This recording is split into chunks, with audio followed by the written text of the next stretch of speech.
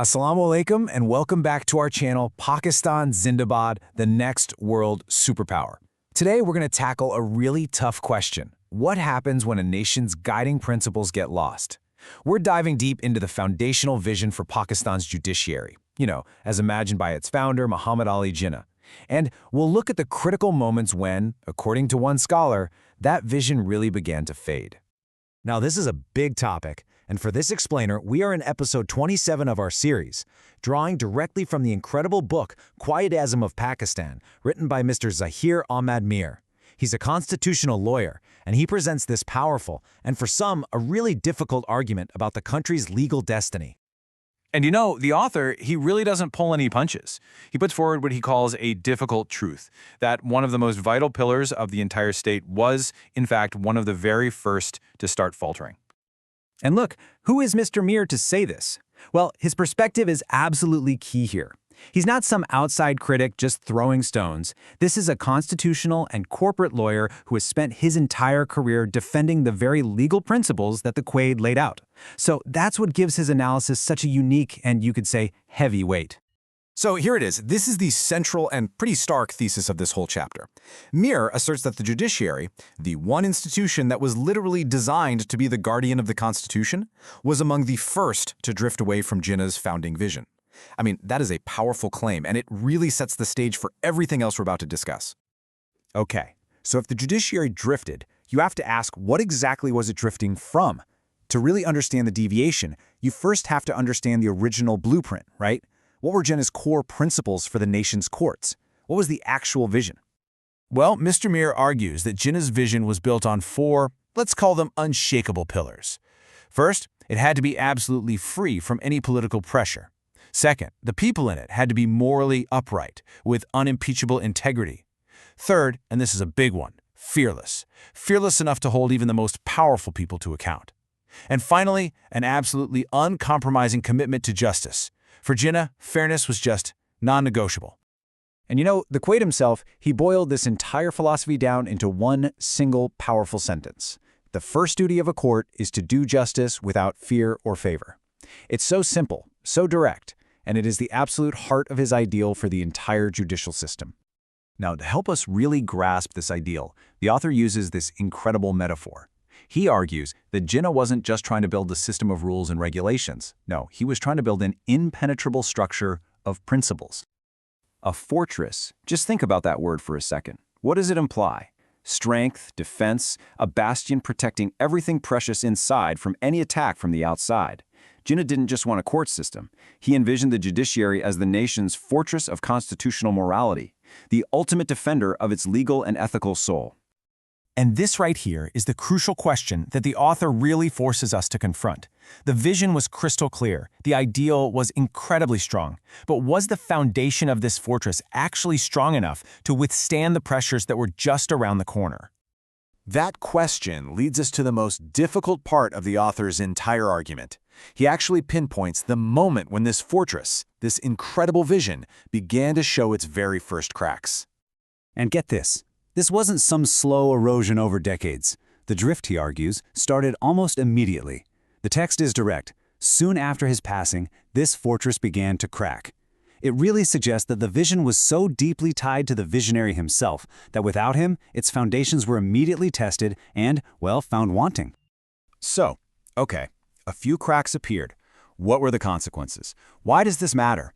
Well, this wasn't just some abstract legal debate happening in a courtroom. The author argues this early drift had profound, lasting consequences for the entire nation. The stakes, he claims, couldn't have been any higher. And in the end, the author concludes that this wasn't just a minor course correction. He claims it fundamentally changed the destiny of the state. That is a staggering assertion. The idea that the entire path of a nation was altered by choices made in its courtrooms during those first formative years. And so Mr. Meer's analysis leaves us with one final vital question, a question that echoes from the past right into our present day. If a foundational vision is lost, how can a nation ever hope to reclaim it? It's a heavy question, for sure, but one. Today, we're diving into something really fascinating from Mr. Zaheer Ahmad Meer's book, Quaid-e-Azam of Pakistan. It's all about a single powerful legal idea. And get this, it's a concept that didn't just bend the law, It was used to justify completely breaking it, sending an entire nation down a really tragic path. It sounds like a total contradiction, right? Can the law be used to break the law? But that's the big question we're tackling. I mean, how can the very system that's designed to protect the law be twisted to shatter it? Well, the answer lies in the story of a young country facing its very first major constitutional crisis.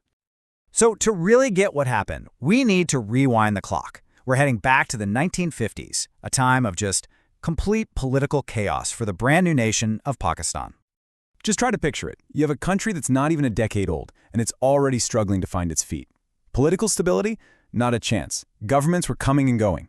Then, the Governor General, Ghulam Muhammad, goes and dissolves the nation's constituent assembly. Boom.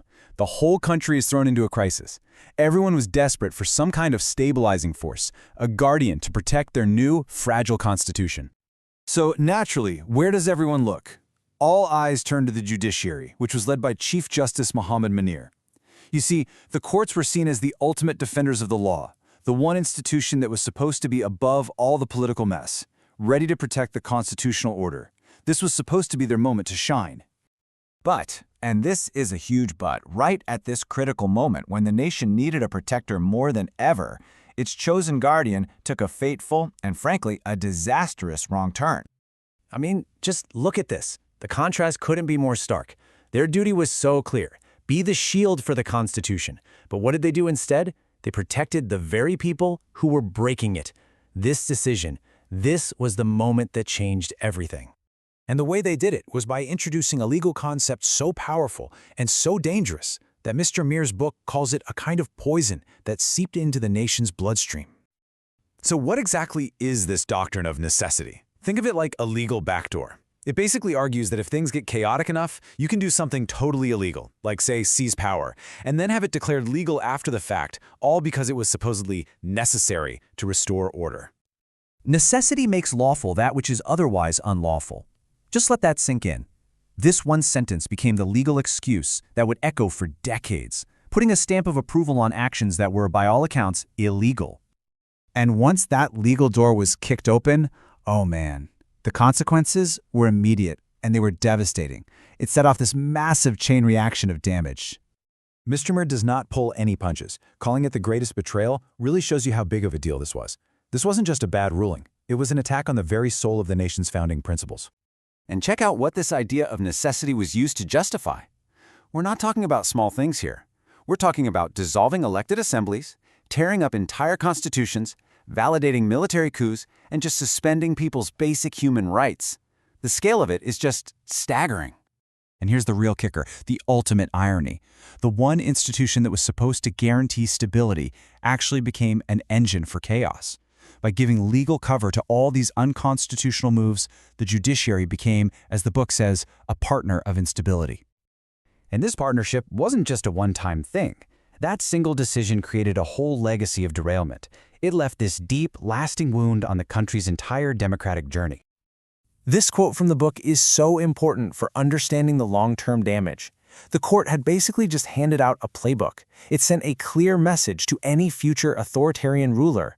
Go ahead, break the Constitution. Don't worry, when you're done, just come to us. We'll find a way to make it all legal. So you see, this act wasn't an ending. It was a beginning. It set a precedent that would be used again and again and again. It kicked off a cycle of democratic derailments that would haunt the nation for decades. Which brings us to this final, really important question. The story of the doctrine of necessity, as Mr. Meer lays it out, is such a stark warning about what's at stake. It shows us that a nation's laws are only as strong as the people and the institutions that are sworn to protect them. So what happens when those protectors fail? Well, the answer, it seems, is... All right, today we're jumping into a really critical argument, one that gets to the very soul of Pakistan's democracy. It's a story about a vision for what the country was supposed to be, a path that was tragically lost, and the massive consequences that have shaped the nation ever since. So let's get right into it. I mean, just let that sink in for a second. That warning really sets the stage, doesn't it? It frames the immense responsibility that sits on a nation's judiciary. It's telling us that its failure isn't just some legal problem. No, it's an existential threat. So where is all this coming from? Well, our analysis is diving deep into the core argument from Zaheer Ahmad Meer's book, Quaid-e-Azam of Pakistan. And it really boils down to one fundamental question. What did the founder, Muhammad Ali Jinnah, actually envision for the country's judiciary? And how did the reality drift so far from that original blueprint? Okay, so to really get a grip on what went wrong, we first have to understand the ideal. What was the judiciary supposed to look like in the first place, according to its architect? Jinnah's vision was for judiciary that was, the ultimate guardian. It was supposed to be this absolutely fearless institution, one that would shield the Constitution from anyone trying to overstep their bounds, protect the rights of the most vulnerable, and above all else, maintain its own moral integrity. This wasn't just a nice idea, it was meant to be the bedrock of the entire nation. But, and this is the big but, as the book argues, that original vision was lost. So let's dig into the key reasons that this critical institution started to stray so far from its intended path. The book points to 5 really corrosive elements. You've got a fundamental lack of moral courage, a real fear of powerful executives. You've got intense political pressure pushing from all sides. Then there's the fact that there wasn't a deep-rooted constitutional culture to begin with. And when you throw personal ambition into that toxic mix, well, you get a judiciary that's left vulnerable and deeply compromised. And this internal drift, this wasn't just some theoretical thing happening behind closed doors. Oh no, it had very real, very public consequences. It created a consistent and, frankly, devastating pattern in the nation's courtrooms. The real-world impacts were just devastating. Instead of being a check on power, the judiciary often did the opposite. It would validate the dismissal of elected assemblies and even endorse unconstitutional governments. It allowed executives to interfere and failed to protect the very supremacy of parliament it was designed to uphold. With every single one of those decisions, the democratic structure got weaker and weaker. The source material really distills this whole pattern into one stark verdict. This wasn't about some complex legal interpretation, it argues. It was a consistent choice of siding with power over upholding principle. A choice to side with the powerful, not the Constitution. So what happens when the ultimate guardian of the Constitution fails in its duty? The entire nation pays a heavy price. Let's take a look at the cascading consequences, the real domino effect of this judicial drift. The first casualty was parliamentary democracy itself. I mean, think about it. If the referee of the whole system isn't impartial, the entire democratic game just loses its meaning. It becomes a sham. This judicial weakness then directly paved the way for repeated military takeovers. Without a strong, independent judiciary willing to stand up and shout, "That's unconstitutional," well, the path for martial law had far less resistance. And the effect was contagious. When the judiciary became politicized, it kind of normalized it for all the other state institutions too. It was like a virus that created systemic instability. And maybe the most damaging consequence of all was the total collapse of public faith. When people look at the scales of justice and see that they're permanently tipped in favor of the powerful, their trust in the entire system just evaporates. This is such a chilling observation from the book. It suggests that every compromise, every time the institution bends to pressure, it creates a permanent deformity. It makes it harder and harder to ever regain its moral posture, to ever stand straight again. So after all of this, you have to ask, is the situation hopeless? The book argues that it isn't. But it says the only real solution is a deliberate and courageous return to the founder's original blueprint. And this contrast is just stark. Instead of the system of accountability and courage that was envisioned, Pakistan got a judiciary defined by accommodation and fear. Instead of independence and constitutional morality, it got politicization and a tendency to just bend to power. The gap between the vision and the reality could not be wider. Ultimately, the book's conclusion is a powerful call to action. It's not saying we need to invent something new, but that we need to reclaim what was lost. The nation's future, it suggests, is directly tied to the judiciary's ability to rediscover those foundational principles: justice, courage, and morality. So this renewal, according to the source, has to be built on 4 essential pillars. It needs more than just independence from politics. It demands the active courage to seek the truth. And above everything else, it demands an unwavering loyalty, not to individuals, not to parties, but to the Constitution itself. And that leaves us right here with the final, challenging question that this whole analysis poses. After decades of drifting, After bending to power so many times, is it really possible for an institution to reclaim its original upright posture? The answer to that question might very well determine Pakistan's